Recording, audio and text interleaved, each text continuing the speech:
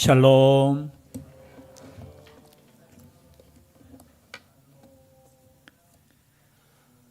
지난주에는 다윗이 하나님의 성전을 짓겠다고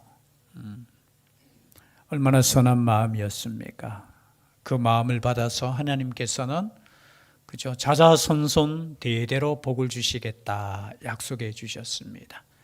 특별히 그죠, 자신에게는 아들과 같은 아버지가 되시겠다. 특별히 그의 자손에게는 내가 아버지가 되겠다. 오늘 처음 찬양 드릴 때도 어떤 찬양이었죠? 예? 갑자기 또 생각 안 나네. 제가 찬양 드리면서 너무 이렇게 마음에 아버지시기 때문에 용서해 주시는 거예요. 아버지시기 때문에. 여러분, 사울도 어떻게 보면은 참 버림을 받았고 때로는 하나님의 성령이 떠나가잖아요. 근데 오늘 보면은 다윗에게는 은혜를 베풀어 주시는데 왜 그렇게 하시느냐? 약속했기 때문입니다. 너에게는 내가 아버지가 되고 너희 아들에게도 내가 아버지가 되겠다. 그래서 여러분, 그 결단이 있고 난 이후에 시간적으로는 신학적으로는 조금 다르지만요, 전쟁에 나갈 때마다 승리예요. 8장에 보면은 8장 6절이죠. 보면은 다윗이 어디로 가든지 여호와께서 이기게 하시니라. 여러분, 이게 복인 줄 믿습니다. 어디로 가는 것이 중요한 것이 아니라 어디로 가든지 누가 이기게 하신다고요? 여호와께서. 14절에도 똑같이 말씀해, 8장 14절인데요. 거기에도 다윗이 어디로 가든지 여호와께서 이기게 하셨더라. 그리고 이어지는 15절 말씀이 다윗이 온 이스라엘을 다스려 다윗이 모든 백성에게 정의와 공의를 행할세. 여러분, 정의와 공의 계속해서 구약 성경에 나오죠. 새벽 기도 때 많이 했던 것 같아요. 정의하면 미시파트라는 단어, 그리고 공의하면 체다카라는, 조금 섞어 쓰기도 해요. 즉 말해서 하나님께서 주시는 그 공의와 정의로 하나님의 말씀대로 백성을 통치했다라는, 그리고 어디로 가든지 승리를 주셨는데 여러분, 승리를 주실 때 조심해야 되는 겁니다. 승리를 주실 때 뭐 해야 된다고요? 조심하셔야 돼요. 잘 될 때 여러분 정신 바짝 차려야 되는데, 잘 될 때 어떤 사건이 일어납니까? 11장에 보면은 다윗이 범죄함이 나와요. 참, 다윗이 인생을 살아가면서 딱 두 번 잘못했어요. 하나는 뭡니까? 밧세바를 범한 것이고, 또 그로 인해서 그의 남편 우리아를 이렇게 죽이게 했는 거. 그리고 두 번째는 하나님의 명령도 없이 뭐 했습니까? 인구조사를 했어요. 그것이 다윗의 인생에 있어서 큰 두죄. 그러함에도 불구하고 여러분, 하나님께서는 다윗을 버리시지 않으셨습니다. 버리시지 않는 그 증거가 뭐냐? 오늘 1절에 보면은 말씀이 나와요. 여호와께서 나단을 다윗에게 보내시니. 여러분, 버리지 않는 증거는 선지자를 보내신다는 겁니다. 여러분, 우리를 버리시지 않는 그 증거가 하나님의 말씀 앞에 있다라는 거예요. 여러분, 말씀을 들을 수 있고 은혜 가운데 있다라는 것이 하나님의 사랑이고 하나님의 은혜인 줄 믿습니다. 하나님이 사랑하시지 않고 나중에 여러분 앞에 보면은 사울은 어떻게 했습니까? 성령이 떠나가는 거예요. 성령이. 그래서 여러분, 우리가 살아가는 것 자체가 저는 은혜라고 생각해요. 언제나 우리를 품어주시고 함께 하시는, 때로는 다윗이 앞에 참 기록이 안 되었으면 좋겠다라는 성경 읽을 때 보면 믿는 사람이 참 깨끗하게 이렇게 완벽하게 살면 좋겠다라 하지만 여러분, 믿음의 사람 다윗도 넘어져요. 실수해요. 그렇죠? 죄를 범해요. 어느 죄입니까? 하나님이 가장 싫어하는 간음죄예요. 간음죄. 그것도 모자라서 어떻게 살인죄까지 범하잖아요. 그런데도 불구하고 다윗은 회개했습니까? 회개하지 않았어요. 회개하지 않으니까 어떻게 해요? 그것을 보시고 하나님께서 어떻게 하셨다고요? 나단을 보내시는 거예요. 여러분, 시간이 조금 지났어요. 밧세바의 그 범죄함이 지나고 아기까지 이미 낳은 상태예요. 그러니까 시간이 적어도 1년은 지났다는 거잖아요. 그렇죠? 그 지남 속에서 다윗이 회개하는 장면이 없어요. 여러분, 우리의 삶에 있어서 그냥 모른 척하고 지나갈 수도 있어요. 하나님께서 덮어주셨겠지. 모르겠지. 아니에요. 우리 하나님은 자신이 사랑하는 백성의 범죄함을 그냥 두고 계시지 않아요. 깨끗하게 하셔야 되는 거예요. 그래서 누구를 보냈느냐? 여러분, 나단 선지자, 우리가 지난주에도 살펴보았지만 성전 건축에 대해서 의논한 그 선지자를 보내셔서 말씀하는 겁니다. 그 말씀의 내용이 어떠냐? 그죠? 오늘 읽었던 그 말씀이에요. 이건 비유가 아니죠. 지금 나단이 와서 다윗에게 이런 말을 합니다. 어떤 성읍에 보니까 두 사람이 있습니다. 그런데 한 사람은 부하고 한 사람은 가난한데 여차여차해서 이렇게 해서 그 부한 사람이 자기 양 안 잡고 그 가난한 사람의 그 어린 양 새끼 한 마리를 잡아서 대접했습니다. 여러분, 그 말 듣고 다윗이 얼마나 분노하는지 보십시오. 5절에 보니까 다윗이 그 사람으로 말미암아 노하여 나단에게 이르되 여호와의 살아계심을 두고 맹세하노니 이 일을 행한 그 사람은 마땅히 뭐할지라? 죽을 자라. 여러분, 사실 죽을 죄 아니에요. 양을 빼앗았어요. 훔쳤어요. 그러면 뒤에 성경에 보면 몇 배를 갚아주면 돼요? 양은 몇 배? 예, 여기 보면은 출애굽기 여러분 22장에 집에 가셔서 읽어보세요. 거기에 보면은 만약에 양을 훔쳐서 그것을 팔았거나 잡거나 했으면은 몇 배? 4배를 갚아야 되는 거예요. 근데 소를 잡으면은 몇 배? 소를 훔치면은 제가 손가락 지금 눈 뜨세요. 그래서 성경신학자들이 아니 양 잡으면은 4배고 왜 소 잡으면 왜 5배인가 막 여러 가지 또 해석을 해요. 근데 하나님이 그냥 그렇게 하래요. 그 이유는 아마 제 개인적인 생각이에요. 소 잡는 데는 힘이 더 들어요. 그리고 더 큰 이렇게 우리로 표현하면은 더 치밀해야 되고 더 큰 마음을 먹어야 돼요. 양보다. 양은 이렇게 안고 갈 수 있잖아요. 딱 잡아가지고 도망가면 끝인데 이 소를 훔치기 위해서는 작전을 펴야 되고 여러 가지가 있어요. 즉 말해서 큰 죄에 대해서는 큰 벌이 있다라는 증거란. 그래서 어떻게 해요? 양을 훔쳤을 때는 그냥 4마리로 갚고 소를 훔쳤을 때는 몇 마리를 갚아야 된다고요? 5마리를 갚으라는 거예요. 여러분, 그런데 지금 다윗은 뭐라고 이야기합니까? 그 사람은 마땅히 어떤 사람이다? 죽어야 돼. 여러분, 다른 사람의 죄에 대해서 이렇게 분노할 때 항상 기억하시기 바랍니다. 나를 돌아보셔야 돼요. 그것을 말씀하고 그것을 보여주신 이유가 있어요. 혹시나 여러분 삶에 있어서 누군가가 막 믿고 막 그런 거 있죠. 근데 그 사람을 바라보면서 그 사람의 단점을 바라볼 때 항상 우리가 기억해야 될 것은 나를 바라봐야 되는 거예요. 다윗은 어떻게 해요? 더 자기가 정의로운 척했어요. 그 사람은 죽어야 돼. 그리고 어떻게 해요? 불쌍히 여기지 아니하고 이런 일을 행하였으니 그 양새끼를 4배나 갚아 주어야 하리라 한지라. 4배 갚아야 돼. 얼마나 법은 또 잘 알아요. 근데 자신의 죄에 대해서는 회개 없어요. 그때 나단 선지자가 어떤 말을 합니까? 7절 말씀이죠. 나단이 다윗에게 이르되 당신이 그 사람이라. 여러분, 이 말이 저는 성경 읽을 때마다 충격이에요. 당신이 그 사람입니다. 여러분, 옆에 있는 사람한테 죄송해요. 옆에 있는 사람한테 당신이 그 사람입니다. 한번 해보세요. 시작.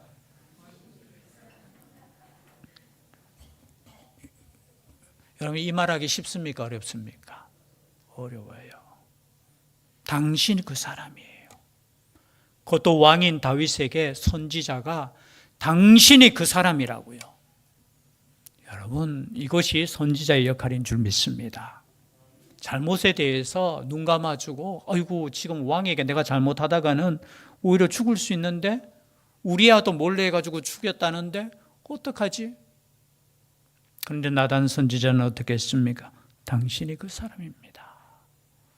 저는 이런 친구가 있다면 얼마나 좋겠습니까? 정말 가슴 아픈 마음으로 당신이 그 사람입니다. 이 말 한마디가 사실은 생명을 살리는 말이 되었어요. 어떻게 보면 이 말 한다는 게 너무 힘들 수 있어요. 근데 당신이 그 사람이에요. 당신이 그런 죽을 사람이에요. 그러면서 쭉 설명합니다. 이스라엘 하나님 여호와께서 이와 같이 이르시기를 내가 너를 이스라엘 왕으로 기름 붓기 위하여 너를 사울의 손에서 구원하고 내 주인의 집을 네게 주고 내 주인의 아내들을 내 품에 두고 이스라엘과 유다 족속을 네게 맡겼느니라. 만일 그것이 부족하였을 것 같으며 내가 네게 이것저것을 더하여 주었으리라. 그러한데 어찌하여 네가 여호와의 말씀을 업신여기고. 여러분, 이 죄는 무슨 죄냐? 우리가 죄를 범할 때 여러분 단순하게 내가 누구에게인가 상처 주고 죄를 범하는 거 아니에요. 하나님의 말씀을 뭐 여기고? 업신여기고. 이거는 멸시하다는 뜻이에요. 여러분, 우리가 죄를 짓는 거 실수할 수 있어요. 그죠? 범죄할 수 있는데 항상 기억해야 될 것은 이것은 단순하게 인간에게 범죄하는 것이 아니라 하나님의 말씀을 업신여기는 멸시하는 죄라는 거예요. 네가 어떻게 그럴 수 있냐라는 거예요. 내가 너에게 얼마나 은혜를 베풀었는데 네가 어떻게 그렇게 행동할 수 있느냐라는 거예요. 그리고 난 이후에 말씀하십니다. 10절에 보니까 이제 네가 나를 업신여기고 햇사람 우리아의 아내를 빼앗아 내 아내로 삼았은즉 칼이 내 집에서 영원토록 떠나지 아니하리라 하셨고, 하나님의 심판이 있겠다는 거예요. 재앙을 일으키고 내가 내 눈앞에서 네 아내를 빼앗아 내 이웃들에게 주리니. 여러분, 하나님께서 용서는 하시되 그 죄에 대한 열매를 보게 하는 거예요.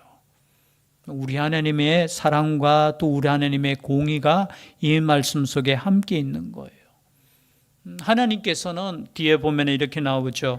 14절 이 일로 말미암아 여호와의 원수가 크게 비방할 거리를 얻게 하였으니 당신이 낳은 아이가 반드시 죽으리이다 하고. 물론 이 말씀을 읽을 때 이런 생각 가질 수 있어요. 뭐 아이는 뭐가 죄가 있노? 그렇죠?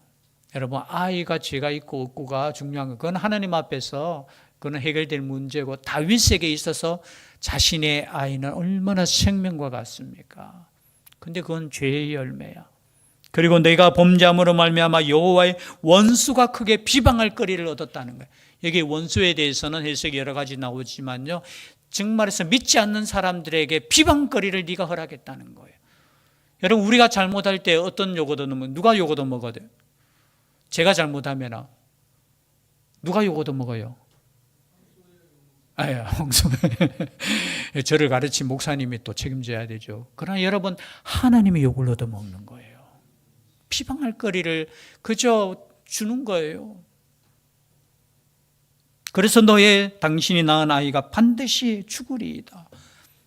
하나님의 심판에 대해서 보여줄 것이다 라는 거예요. 그때 여러분, 이런 말을 듣고 다윗이 한 말이 있습니다. 당신이 그 사람입니다 라고 했을 때 13절에 보니까 다윗이 나단에게 이르되 내가 여호와께 죄를 범하였노라. 여러분, 믿음의 사람은 이런 사람인 줄 믿습니다. 믿음의 사람은 죄가 아주 없고 그냥 깨끗한 사람이 믿음이 있는 사람이 아니라 자신의 죄를 회개할 줄 아는 사람이 믿음의 사람인 줄 믿습니다. 여러분, 죄가 없는 거 아니에요. 살펴보면 우리는 수없이 그 죄 가운데 있어요. 그런데 얼마나 우리의 마음이 단단해졌느냐 하면 이제 죄가 죄 같지 않을 때가 때로는 있어요. 여러분, 아니에요. 오늘 말씀해 보니까 당신이 그 사람입니다 라고 했을 때 다윗이 나단에게 이르되 내가 여호와께 죄를 범하였노라. 저는 이 단어, 이 한 단어 한 단어가 얼마나 은혜가 되는지, 나의 죄 앞에서 내가 회개할 수 있다라면은, 그렇죠? 그리고 이제 아이를 위해서 기도합니다. 그렇죠? 우리아의 아내가 다윗에게 낳은 아이를 여호와께서 치심에 심히 앓는지라. 아기 때겠죠, 그렇죠? 어린아이 때. 다윗이 그 아이를 위하여 하나님께 간구하되 16절입니다.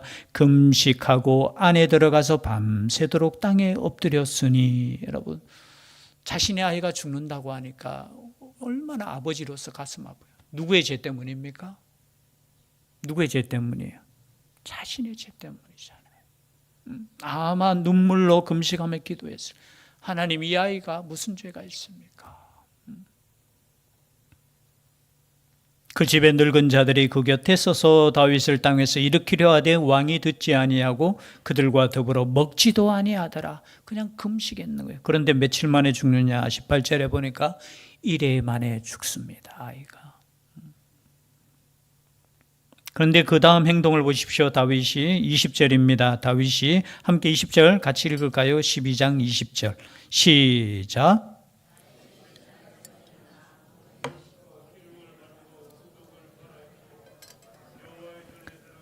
경배하고 왕궁으로 돌아와 명령하여 음식을 그 앞에 차리게 하고 먹은지라. 여러분, 아이가 살아있을 때 금식하고 같이 식사합시다. 몸을 돌보셔야 됩니다. 왕님 이렇게 이야기했는데 말을 듣지 않는. 그런데 아이가 죽었어요. 얼마나 낙심이 되겠어요. 그래서 신하들이 그 이야기조차 못하는. 왜냐하면 살아있을 때도 저렇게 낙심하고 그런데 죽었으니까 얼마나 낙심이 될까. 쭈빗쭈빗 하는데 그걸 눈치챘어요. 아이가 죽었느냐? 죽었습니다. 그러니까 하는 말이 뭐예요? 야, 몸을 씻고 의복을 갈아입고 여호와의 전에 들어가서 경배하고 왕궁으로 돌아와 명령하여 음식을 그 앞에 차리게 하고 먹은지라. 어떻게 보면 야, 참 냉정한 분이다라고 생각할 수 있지만 지금 다윗은 하나님의 뜻에서 어떻게 순종하는 거예요. 이것은 나의 죄 때문이고 또 하나님께서 말씀하셨기 때문에 내가 이것에 대해서 더 이상, 그러니까 신하들이 물어요. 아니 어떻게 당신이 아이가 죽기 전에 살았을 때는 그를 위하여 금식하고 우시더니 죽은 후에는 일어나서 잡수십니까? 이 신하들도 궁금한 거예요. 궁금할 거 뭐 있습니까? 그럴 때 다윗이 이렇게 이야기하죠. 22절 아이가 살았을 때 내가 금식하고 운 것은 혹시 여호와께서 나를 불쌍히 여기사 아이를 살려주실는지 누가 알까 생각함이거니와 지금은 죽었으니 내가 어찌 금식하랴 내가 다시 돌아오게 할 수 있느냐 나는 그에게로 가려니와 그는 내게로 돌아오지 아니하리라 하니라. 그럼 이것이 믿음이에요.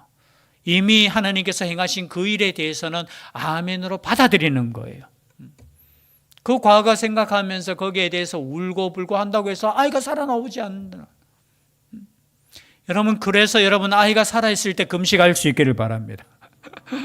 이 말씀하고 제가 주제는 좀 다르지만요. 살아있을 때 금식하셔야 돼요. 살아있을 때 우셔야 돼요. 죽고 난 이후에는 다윗의 고백처럼 나는 그한테 돌아가겠다. 자기가 죽으면 만나겠지만 죽기 전에는 내가 그가 돌아올 수 없다는 걸 알고 있어요. 그러고 난 이후에 24절이죠. 다윗이 그의 아내 바세바를 위로하고 그에게 들어가 그와 동침하였더니 그가 아들을 낳으며 그의 이름을 무엇이라? 솔로몬이라 샬롬이라 아니라 여호와께서 그를 사랑하사. 그런데 이제 역대상에 보면 역대상 3장입니까? 거기에 보면은 다윗의 아들들의 이름이 나와요. 총 이름이 나오는데 몇 명이 나오느냐 제가 보니까 19명이 나와요. 19명.